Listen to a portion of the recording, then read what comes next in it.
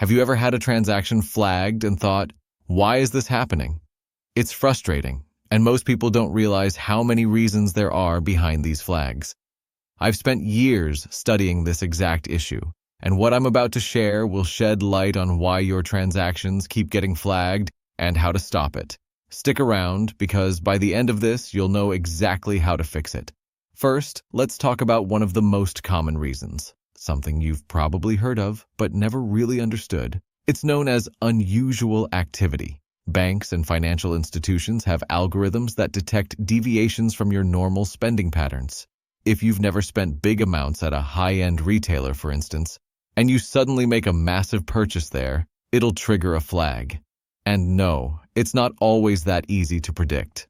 Sometimes, even a simple $50 purchase at a new store can send alarms ringing. The thing is, this can be especially true if you're in a new location or using a new device to make the purchase.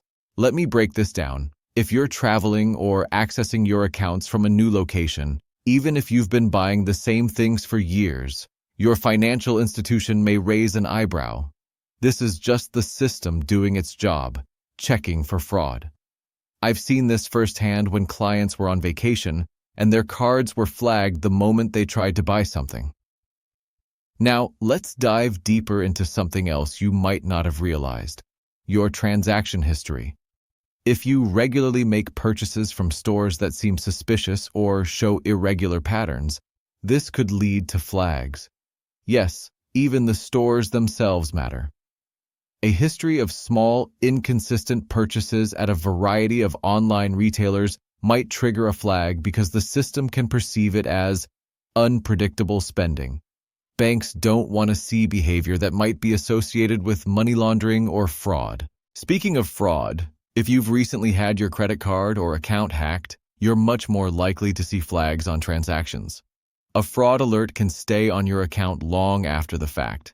In fact, this is a big part of what I've helped companies resolve in my previous work, rebuilding systems after fraud to prevent it from disrupting future transactions. What a lot of people don't understand is that these flags can happen even if there's no fraud involved. Sometimes it's just a random series of transactions that sets off an algorithm. If you've ever heard of an alert cascade, it's when one flagged transaction causes a chain reaction and flags several others that are, in fact, legitimate. I've worked with businesses before to help prevent these cascades, and trust me, it's something you want to avoid. Lastly, let's talk about something really important. Your financial institution might be flagging your transactions simply because of how your account is set up. Do you have two-factor authentication enabled? Are you using strong passwords, or do you have outdated security protocols on your device? Your security setup matters more than you think. Poor security can make you look like a higher-risk customer, which can lead to flags. And here's a pro tip I learned during years of dealing with this: regular password changes, biometric authentication, and encryption for sensitive data. These can all reduce your chances of getting flagged. So, why do your transactions keep getting flagged? There are a ton of reasons, but they all come down to one thing: security systems designed to protect you, even if they're a little too overzealous at times. If you're facing these flags, the best solution is to make your spending behavior more predictable, update your security settings, and always stay on top of your account activity. If you found this video helpful, make sure to subscribe so I can keep bringing you valuable content like this. You'll never have to wonder why your transactions are flagged again.